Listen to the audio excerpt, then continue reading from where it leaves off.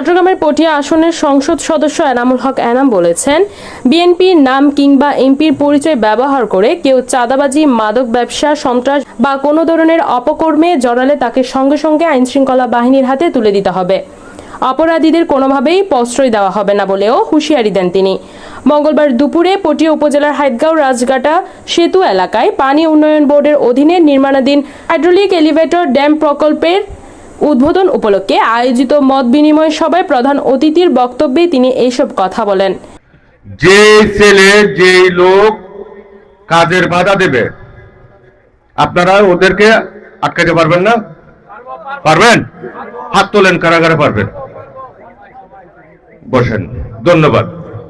তাহলে আজকে থেকে আপনারা প্রতিজ্ঞা করেন, এখানে যে মাস্তানি করবে, সন্ত্রাস করবে, চাঁদাবাজি করবে, বিএনপির নাম দিয়ে বা এমপি সাহেবের নাম দিয়া, আমি এমপি সাহেব বলেছে এই নাম দিয়ে করবে, আরো জোরে বাইন দেয়া তারা খবর দিবেন, না হয় আমাকে খবর দিবেন। পারবেন তো?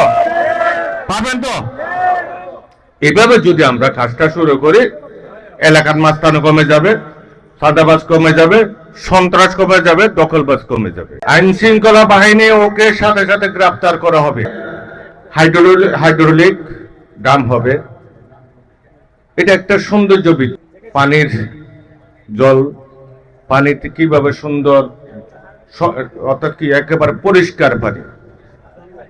এখানে মাছ চাষ হবে, এখানে 3 কিলোমিটারের মতো এই হাইড্রো জলধার হবে।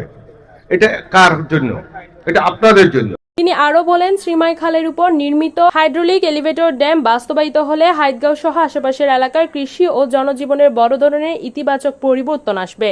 এতে কৃষকরা সেচ সুবিধা পাবেন, বর্ষাকালে জলবদ্ধতা কমবে এবং পর্যটন ও কর্মসংস্থানের নতুন সুযোগ সৃষ্টি হবে।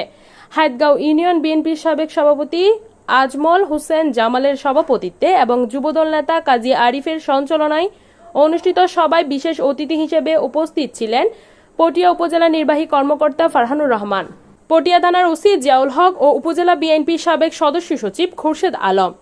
এছাড়া পানি উন্নয়ন বোর্ডের কর্মকর্তা, স্থানীয় জনপ্রতিনিধি, বিএনপি, যুবদল ও ছাত্রদলের বিভিন্ন পর্যায়ের নেতাকর্মীরা অনুষ্ঠানে উপস্থিত ছিলেন।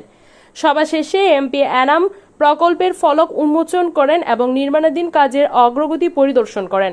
জানা গেছে 133 কোটি টাকা ব্যয়ে শ্রীমাই খালের উপর হাইড্রোলিক এলিভেটর ড্যাম, ব্লক স্থাপন ও বাঁধ নির্মাণ সহ 5টি প্যাকেজের কাজ বাস্তবায়ন করা হচ্ছে। প্রকল্পের কাজ 2027 সাল পর্যন্ত চলবে।